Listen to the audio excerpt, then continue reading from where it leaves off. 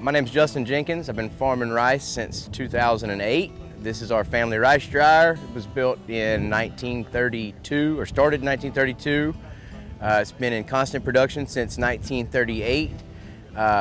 It got ripped down in Hurricane Ike in 2008, so we rebuilt and we're ready, rocking and rolling again by 2009. Our family's been here since 1932. My great-grandfather came here from Louisiana, where he farmed rice. My great-great-grandfather farmed rice there. As I know it, I think I'm seventh generation, fourth generation here on this farm. We have a little less than 7,000 acres, and we do just around 2,000 acres of rice production per year. We also have cattle. We've done soybeans and milo before in the past. We have a pretty unique situation. We have our own water system on the farm. We have pumps that lift water from a bio that we have water rights on. We store water. We've got 400 acres of reservoir storage, so we can let it out of reservoir, lift it up into canals, and disperse it through irrigation system. All right, so this is Clearfield 153 in the field. This is one plant, so this is one seed worth of rice, and it can create that many heads. We like to keep the depth of water in the field at about 3 inches from after its emergence through just shy of harvest, to try to dry it out so we don't leave ruts in the field. This is rice at its mature level, so this is harvestable. We'll be ready to cut as soon as we're done with the other fields we're in currently.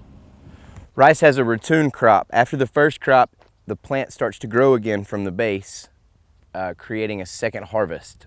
We usually can cut our second crop 100 days after first crop's done. Once first crop's out, we fertilize and start putting water back to it immediately to keep it flooded, to keep weed pressure down. It uses about 2/3 to 3/4 of the nitrogen needed for first crop, so it's a little bit cheaper to get good yield out of.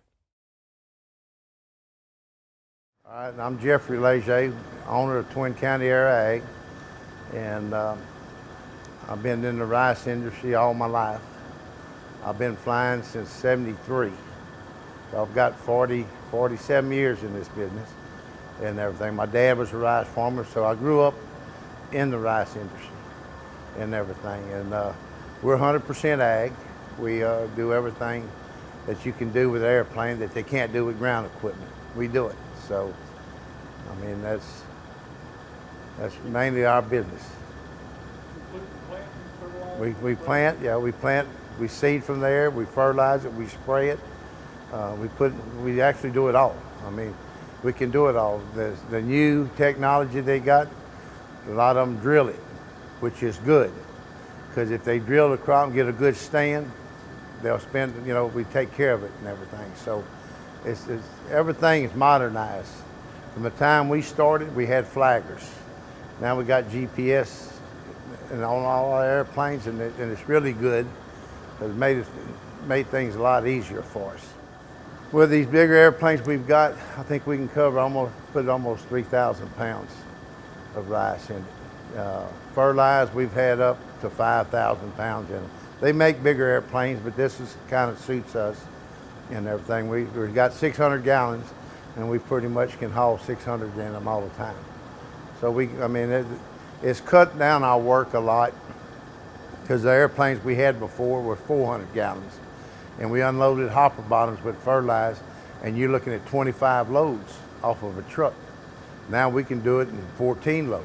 So it's taking a lot of time off of us on the job with bigger airplanes and stuff. And I mean, it's not all the time it helps you, but most of the time it helps us. So.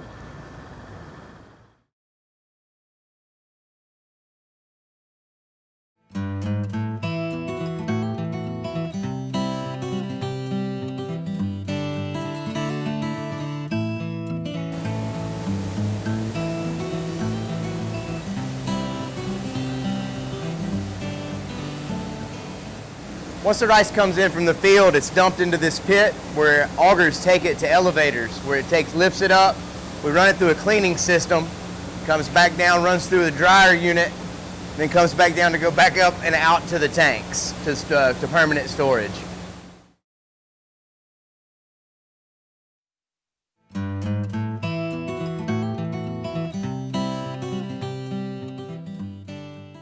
Okay.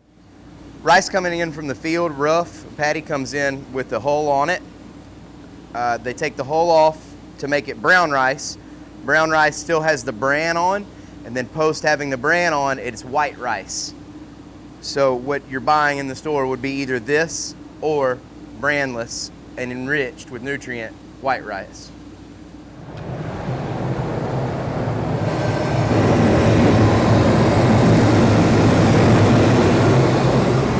These natural gas burners heat the rice to about 105 degrees from the field, where it comes out at about air temperature, so 95 to 100 degrees.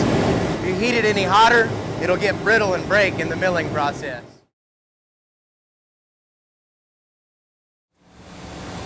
The rice coming in from the field at this point is anywhere between 13 and 16% moisture content. So this is where we do moisture testing. We have an electronic moisture tester. We put in a sample. It reads how dry or moist the rice is. To mill the rice, it needs to be sub 13%, or it's doughy and doesn't package well. We have a rice flow coming in from a bin. Once it comes in from a truck, it's stored in a bin that holds 800 hundredweight, so it's 80,000 pounds. The rice flows into these augers to reach an elevator to go up into the cleaning system. On-farm storage is pretty important to help with profit margins. We have 120,000 hundredweights worth of storage, which is of 1.2 million pounds. There's 10 38-foot tanks and 2 48-foot tanks that we bring from the dryer out into our own storage. Rice isn't planted on the same fields every year. It depletes a lot of nitrogen from the soil, so we rotate our crops. Some of it is on a 3-year rotation, some's on a 2-year rotation, depending on the strength of the field and the variables of whether we have cows on it or not. So this would be a field in its fallow state that'll be planted next year. We've already done some groundwork on it. After this last rain, it kind of has a little bit of weeds and all growing back in, but we'll knock them back out soon enough. So this is a speed harrow, chain harrow coming by. This is tilling up fallow ground for next year's crop. It's basically ripping the grass and weeds off the top to where they're dead and they don't seed out for next year. This farm operates on 2 30-inch low-lift pumps. This left side engine's run on natural gas, which also is the same natural gas that runs our burners up at the rice dryer. It runs off the same pipeline. We have a backup with the diesel engine that we use very seldomly. The natural gas is the main pump engine. These fields will double as crawfish fields just because the crawfish can survive and eat the stubble, and the depth of water is almost the same for rice production. Every fall, migratory birds come down, ducks and geese. We have a big duck hunting operation on the farm. Ducks Unlimited does a lot of work with rice farmers across the nation to put water on the ground for the migration, for birds to come down to.